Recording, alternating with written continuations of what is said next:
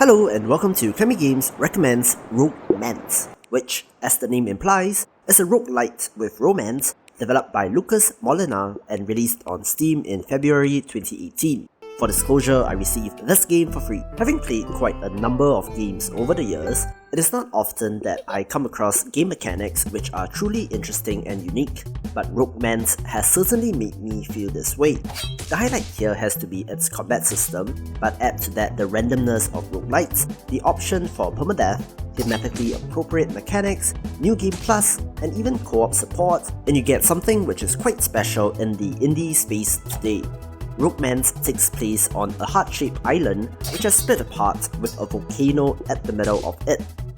You can customize the appearance of your character, as well as choose a character class from warrior, mage, or ninja, with the classes differing in starting abilities. The first area is cheekily named Morning Woods, and there are a couple more references in a similar vein spread throughout the game which are definitely delivered with a wink and a nod. As you explore, you do eventually run into a bar in which you can pick from a selection of partners who can then accompany you into battle.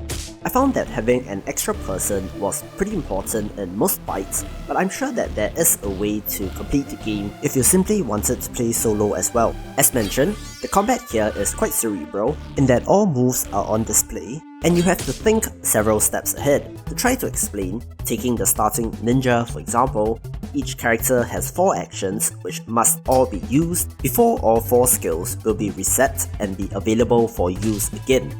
We have a shuriken attack, a defensive deflect, the up arrow is a jump, and the lips will fire off a kiss which will heal whomever it lands on. Enemies also have similar skills, but their actions will rotate clockwise, meaning that you will know exactly what they are going to do.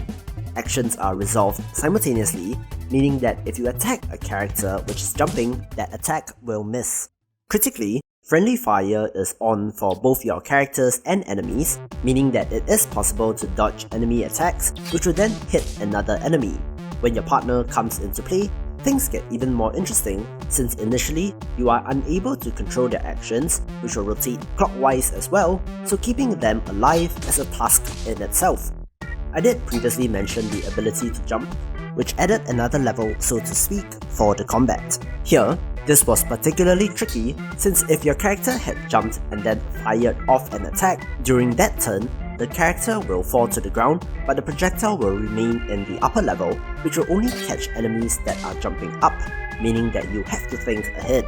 Similar strategies apply if you want to heal your partner as well. The variety in character and enemy actions was compelling since these interacted with each other. For example, there is a freezing attack which causes a character not to do anything for one turn, but firing an attack projectile hit on into the freeze projectile will instead coat the attack with the freeze spell, causing damage and freezing enemies. The ninja's reflect instantaneously causes attacks to bounce off, but the warrior's shield causes blocked projectiles to only begin moving backwards in the next round. The trident can pierce through all characters, similar to the laser, and there are combination attacks as well, such as attack and jump at the same time, or attack and shield at the same time.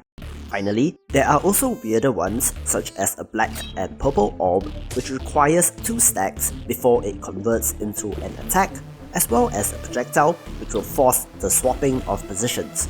Really clever combat here, which is all about positioning and timing. On top of this, the partner system is also interesting since each stage in an area will have the option of 2 to 3 choices, where your partner will express their preference.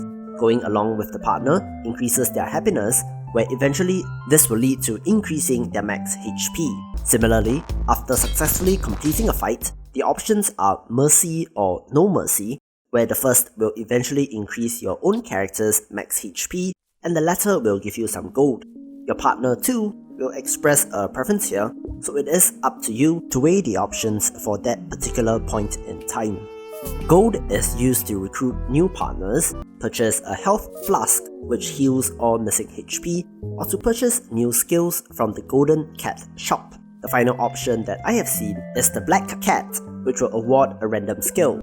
Finally, I've also beaten the game, and there is a newly added New Game Plus mode from a patch on the 17th of February, where you can play as the child of the previous characters. Every New Game Plus adds 1 max HP to all enemies, which of course makes it more challenging. But this also affects strategies used previously, since this changes the cadence of combat. Overall, I really like Roguemance due to the combat system, which is pretty unique and makes you think. In my opinion, it is worth it just to expose your mind to a new way of thinking, so 2 thumbs up from me. Anyway, that will do it for this video. Thank you for watching. Please subscribe to keep up with the best indie games, and I will see you in the next video.